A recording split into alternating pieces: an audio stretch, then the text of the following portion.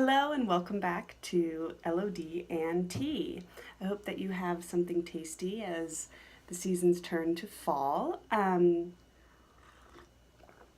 thought today we would talk about the concept in jazz dance that is known as free flow of the torso. So first we need to talk about the symbol for torso. And here we have the symbol for chest.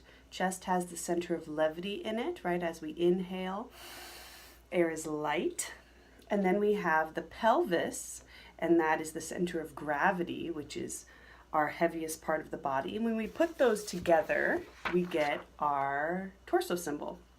So center of levity, center of gravity, all together in a box, the area of our torso. So this is key to keep in mind because the torso has some other parts, has the waist, right? The torso can move in different ways, but when we think about it in terms of the chest and the pelvis and how they relate to each other, we have a lot of options for movement. Now, we need to also talk about flow. So here we have our free flow and bound flow on our continuum. And if we want to just write free flow, we could write it as I did down there. So what we can do then is we can add free flow to our torso symbol, and then we have free flow of the torso. So what is free flow of the torso all about? Well, free flow of the torso is a jazz concept, or it's an inherent movement concept that allows jazz styling to happen.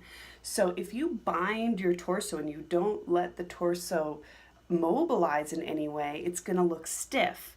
So, and it can look very restricted, very reserved. It could be aloof. It could be withheld. So having the availability of the torso to move, right, and that includes then the head and the shoulders move alongside it because all of this is moving inside. So when you have free flow of the torso, you get polyrhythms. You get your chest moving, you get your shoulders moving in differing amounts and in different ways. The pelvis moves.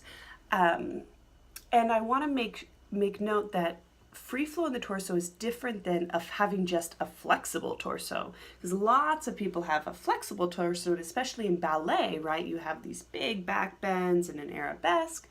A flexible torso can still be bound. It's the quality of movement. So it's not just the degree of movement, but how easily it goes between. So I could have free flow and it could be very, very small in my chair, or I could have big movement that takes me all over the space. So free flow is a very important concept to have in our jazz dancing, in our dancing in general. Even like I said, ballet dancers can have a bound torso. For instance, if they have to turn or if they need to be lifted, they need to bind that torso. But there's a pas mal and beautiful expression through the torso as well. So many dance forms have this free flow, and it's become a very valued quality in a dancer today. So enjoy, and I hope that you have a nice week. This is Beth McGill and LOD&T. See you later. Bye.